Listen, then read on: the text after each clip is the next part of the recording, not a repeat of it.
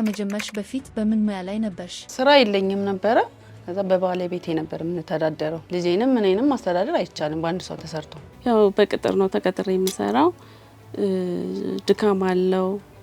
የምፈልገውን ገቢ ማላገኝም፣ ዝቅተኛ ደሞዝ ነው ማገኘው። ለልጆቼ በቂ ጊዜ አልሰጥም፣ ለቤቴም በቂ ጊዜ አልሰጥም። በፊት ምሰራው ምንም ስራ የለኝም። የልጆች አሳዳጊና የቤት እመቤት ነበርኩ። መተዳደርበት ደግሞ ባሌ በሚያገኘው ገቢ ነበር። ያ ደግሞ የልጆቹን ፍላጎት ለማሟላትና ኑሮዬን ለመግፋት በቂ ሆኖ አላገኘሁት። ከዚህ በፊት ስራ አልነበረኝም። ቴፕላስቱ ተምሬ በፊት ዲፕሎማ ይዤ ነበረ ስንቀሳቀስ የነበረው። ጮራ ለህፃናትና ቤተሰብ ልማትና ቻይልድ ፈንድ ላንቺ ምን አይነት ድጋፍ አድርገልሽ? ጮራ ሁኔታዬን በማየት የሙያዬንም ሁኔታ ተረድቶ በበለጠ ሁኔታ እንዳሻሽል በልብስ ስፌት ሙያ እኔም ጉጉት ስለነበረኝ ያው በስርዓቱ ያንን ነገር ክትትል አድርጌ ጨረስኩኝ። ማሽኑን ገዝተው በቤቴ እንድሰራ ተደረገልኝ። ጮራ በራስ አገዝ ቡድን አደራጅቶን ካፒታል መነሻ ሰጥቶን ከዛ በኋላ እየተበደረን እርስ በርስ የተዋስ እየሆነን ከዛ በኋላ ይሄን ስራ ወደዛ ጀምሬ ነው እንግዲህ የራሴን ጥረት አይቶ ከዛ በኋላ እየተመላለሱ ያሉ ስራዎችን እያዩ ስለሆነ ከዛ እሷ ሰርታ ሌላም ሰው ተደግፋለች በስሯ ታስተዳድራለች ብሎ ስለመረጠኝ የጥልፍ ማሽን ሰጥቶኛል። ድርጅቱ የቢዝነስ ስልጠና ከሰጠኝ በኋላ የማሽን ድጋፍ አድርጎልኝ አሁን ወደ ስራ ተሰማርቻለሁ። ጮራ የፋሽን ዲዛይንና ጥልፍ ስራ እንድማር እድሎችን አመቻቸልኝ። ስልጠናውን ከወሰድኩ በኋላ በተለያዩ ቦታዎች ተቀጥሬ ሰራ ነበር። ይሄን ቁርጠኝነቴን በማየት ጮራ የጥልፍ ማሽን ገዝቶልኝ ቤተሰቦቼን እንዳስተዳድርና የተሻለ ነገር እንዲኖረኝ አድርጎልኛል።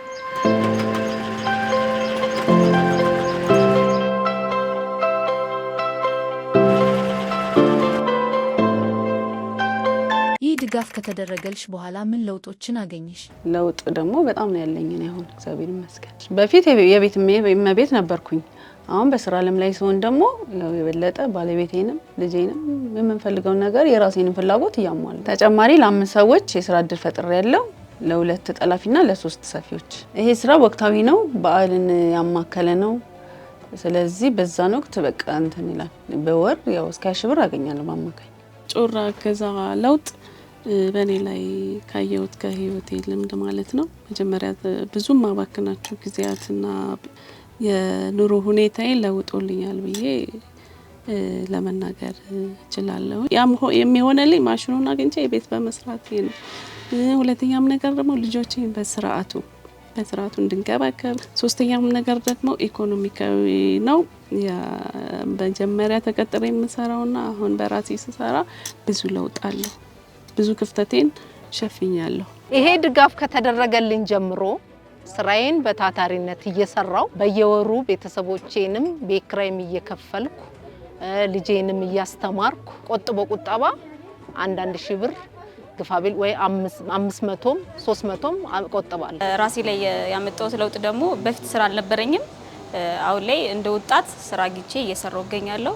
እንደገና ደግሞ ከወር ከ15 እስከ 20 ሺህ ብር ገቢ ያገኛለሁ ማለት ነው። የወደፊት እቅድሽና አላማሽ ምንድነው? ወደፊት ያው የተሻለ ሰው በዛርጌ ከ15 እስከ 20 ሰው በዛርጌ ቀጥሬ እንደ ጋርመንት ነገር እንፈልግ። አሁን ለጊዜው በመኖሪያ ቤቴ ላይ ነኝ እና ከቤት ወጥቼ ሱቅ ተከራይቼ ቢያንስ በሰፊው እውቅና ኖሮት ያንን ነገር ማቴሪያል ቢሟላልኝ ያንን ነገር አስፋፍቼ ተሰራ። ወደፊት እቅዴ ደግሞ ራሴና ቤተሰቤ ላይ ትልቅ ለውጥ አምጥቼ የኔ ኩዮች ላይ ደግሞ ስራ ፈጠራ ማድረግ። እንግዲህ እንዳያችሁት አሁን ያለሁበት ቦታው ጠባብና ለስራ ምቹ ያልሆነ ቦታ ነው።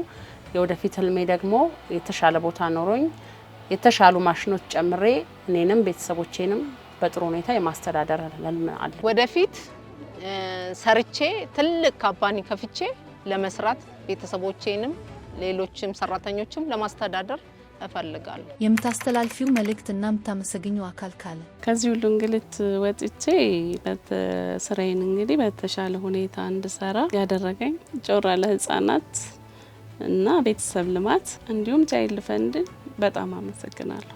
እዚህ እንድደርስ ላደረገልኝ ጮራ ህፃናትና ቤተሰብ ልማት እንዲሁም ቻይልድ ፈንድ በጣም ምስጋና የማቀርበው። ይሄንን ትልቅ ድጋፍ ላደረገልኝ ጮራ የህፃናትና ቤተሰብ ልማት ማህበር እንዲሁም ለቻይልድ ፈንድ ትልቅ ምስጋና አቀርባለሁ። ይሄን እድል ላመቻቸልኝና ከጎኔ ለሆነው ጮራ ህጻናትና ቤተሰብ ልማት እንዲሁም ደግሞ ቻይልድ ፈንድን ከልብ አድርጌ አመሰግናለሁ። ይሄንን ፈንድ ላደረገልኝ ጮራ እንዲሁም ለቻይልድ ፈንድ ምስጋናዬን አቀርባለሁ።